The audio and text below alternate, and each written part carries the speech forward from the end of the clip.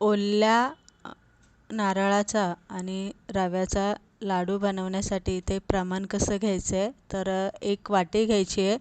एका वाटीने रवा घ्यायचा आहे आणि रवा शक्यतो बारीक रवा जो असतो तो इथे घ्यायचा आहे आणि त्याच वाटीने खोबऱ्याचा किस 1 वाटी घ्यायचा आहे. रवा आणि नारळ 2 वाट्या झाल्या की त्या 2 वाट्यांसाठी त्याच वाटीने 1 वाटी साखर घ्यायची, ड्रायफ्रूट लागणार आहे, वेलायची पावडर लागणार आहे आणि तूप लागणार आहे.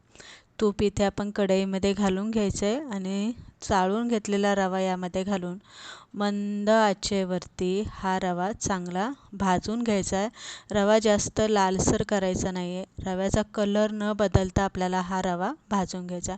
हलकासा असा आपल्याला वाटला की रव्याचा कलर बदलतो आहे की त्यामध्ये आपल्याला ड्रायफ्रूट घालून थोडंसं तूप घालायचं आहे आणि ड्रायफ्रूट तुपामध्ये भाजून घ्यायचे. नंतरनं यामध्ये आपल्याला जो नारळाचा किस बनवून घेतलेला आपण खवून घेतलेला तो यामध्ये घालून तो सुद्धा चांगला रवा आणि नारळ मोकळा सुटसुटीत होईपर्यंत भाजून घ्यायचा आहे. नंतरनं इथे 1 वाटी साखर घालायची आहे आणि त्यामध्ये अर्धी वाटी पाणी घालून हलकासा चिकट होईपर्यंत आपल्याला पाक इथे बनवायचा आहे.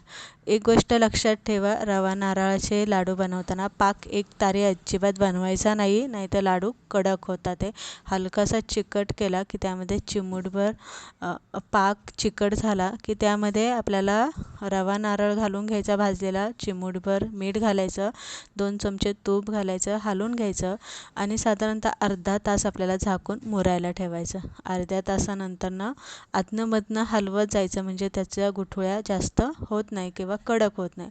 नंतरनं कोमट गरम असतानाच थोडेसे गरम असताना व्यवस्थित सुटसुटीत करायचं रवा आणि मग लाडू बांधून घ्यायचे. तर इथे लाडू आपले बनवून तयार झाले.